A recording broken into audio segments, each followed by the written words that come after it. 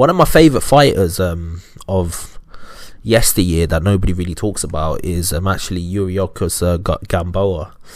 Gamboa actually burst onto the scene about a decade ago, I'd say. Let's just get the dates up. So Gamboa burst onto the scene. I think he started his career in 2007. So yeah, that's about 14 years ago he started his career.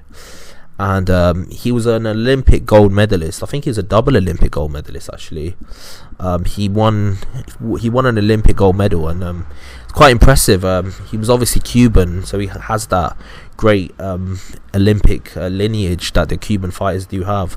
But the one thing about him that really impressed me was the fact that if you look at most Cuban fighters, they're very defensively orientated. Like, they focus on their defense way more than their offense. It is quite well known with Cuban fighters, if they've scored enough points in an amateur bout, they're more than content to just literally get on their toes and just run around the ring and just steal the lead and win the fight that way. So they'll score enough points in the first 2 rounds of an amateur bout, and then the last round they'll just dance around and just steal the win in some sense. Obviously it's not stealing the win if you score the points, but they don't really engage or give their opponents a chance to actually regain the points back. So they've got this defensively orientated style, very Mayweather-esque in a sense. Like, he'll score his points, but he wouldn't go above and beyond to win a fight or make it exciting. He's more than happy to just win it on points and just steal the win. But the thing I loved about Gamboa was the fact that Gamboa, even though, and he had every reason to be a defensive boxer, by the way, he didn't have the best chin. There's many fights early in his career where he's been dropped, and he would fight with his hands down and he would use his reflexes, but he'd get caught and then he'll get dropped. And so this is a fighter that used to depend on his reflexes. He did have technical ability, but he more relied on his athleticism and his power and his speed more than his technical ability. Like, you got fighters like Rigondeaux, for example, and other Cuban fighters that They did have athleticism and speed and such, but they more relied on their technique to actually win fights. But with Gamboa was a fight that did rely a lot on his he did rely on his technical ability, but he relied more on his athleticism. And that can explain why that later on in his career, his career didn't blossom as well as other fighters did. But anyway, back to my topic. This is a fight that had every reason to fight defensively because he didn't have the best chin or punch resistance. Yeah, he was a fighter that used to focus on his offense more than his defense. He used to put his hands down and he used to throw these combos, and he used to just literally let his opponents have it. He would literally throw several punch combinations and knock opponents out, and he's a very vicious puncher. And I remember there's many fights, like if you look at the fight with I think his name was, bear with me a second, let me look at his record. Rogers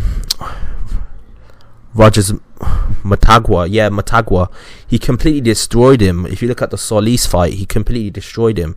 So this is a fight that used to like easily destroy fighters that were way beyond his who were nowhere near as good as he was, but in terms of his athleticism and his pedigree. But he used to completely fight with his hands low. Early on in his career, he used to get dropped and caught with punches as well. So he was a very fun fighter to watch, and I used to love watching him because of the fact that despite the fact that he didn't have the best chin, despite the fact that he never had the best chin, he used to fight with his hands low, and he used to use his athleticism, and he used to land punches and throw punches at a very, very fast pace. So it's a very interesting fighter to watch, and he's very unusual because if you look at most Cuban fighters, they're very defensively orientated. While this guy, his mindset was based on offense. He just loved to let his combos go. That's what his mind state was based on. Like, his mind state wasn't to defend himself. His mind state was to let his hands go.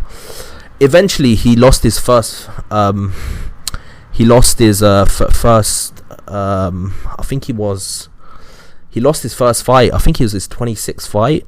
He lost, and he was against Terence Crawford. Now, in hindsight, that loss against Terence Crawford was nothing to be ashamed of, but Terence Crawford at the time wasn't that well known.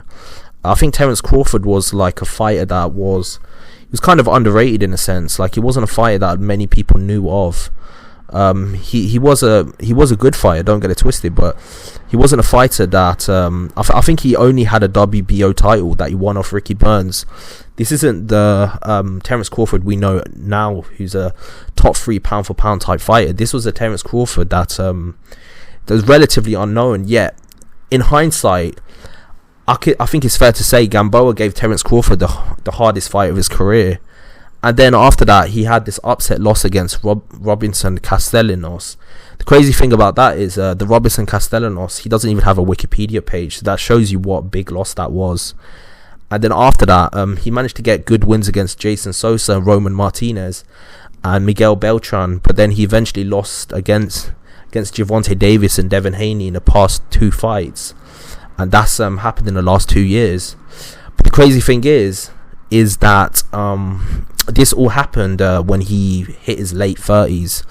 Now, a lot of things that went wrong in his career. One thing that went wrong is that he signed with 50 Cent's promotional company, which was a complete mistake, because let's just be real, 50 Cent's promotional company just went down under like quite quickly. It's very difficult to be an outside entity and make your own promotional company when you're going in there against people like Bob Arum and Al Heyman, whose entire life is a boxing promotion. If you're going to get into the boxing promotion game, it's more than likely that you're not going to make a lot of money in it, because if you look at someone like Al Heyman, who's made a lot of money in the music entertainment industry, he went into the boxing promotion industry, and he's been struggling, like he's been in debt and he's been very desperate. And this is a very smart man. So if somebody like Al Heyman, who's got all this business prowess and who's actually managed to get to this position in the business world, isn't able to become successful in the boxing industry, and you've got people like Bob Arum, Don King, these people that are very ruthless and cutthroat, there's no way that some independent outside entity like a 50 Cent is going to make it. And then after that happened, his career just went down the drain. But yeah, he's an interesting fight. It was very fun to watch him come up, because unlike most Cuban fighters, he didn't rely on his defense more than his offense. He relied on his offense more than his defense, even though he probably had the athletic and ability and the technique to become more defensive. He fought more offensively, and that's why it's really fun to watch. So yeah, that's just my opinion. Tell me your opinion. What do you think about Gamboa? Do you think he's very underrated, and do you think he fulfilled his potential? I personally don't think he fulfilled his potential. I think he could have done more, but he made a few bad decisions in his life, in terms of, like, for example, signing with 50 Cent's promotional company, SMS Promotion, which was a complete mistake.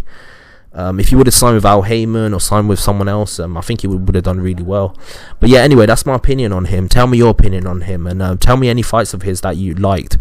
What performance of his was your best performance that you remember him by? I think the Matagua win was amazing. Roger Matagua actually gave I think Juanma Lopez a very good fight, and at the time there was a huge super fight that never happened, which I'm going to make a separate video about, involving Juanma Lopez and Gamboa, but that fight never came into fruition, because obviously Juanma Lopez took losses against Salido. But that would have been a great fight, and I think there's a very good chance that Gamboa could have won that fight, but obviously it was just never meant to be. So yeah, tell me your opinions on Gamboa, and tell me what you think about him. Like, what was he a favorite of yours to watch, or was he a fighter of yours that you was a fan of, or do you think he fulfilled his potential? What was your favorite fight of his? Tell me all about it in the comment section below, and like and subscribe to the channel. I've got a lot more content coming your way. Peace out.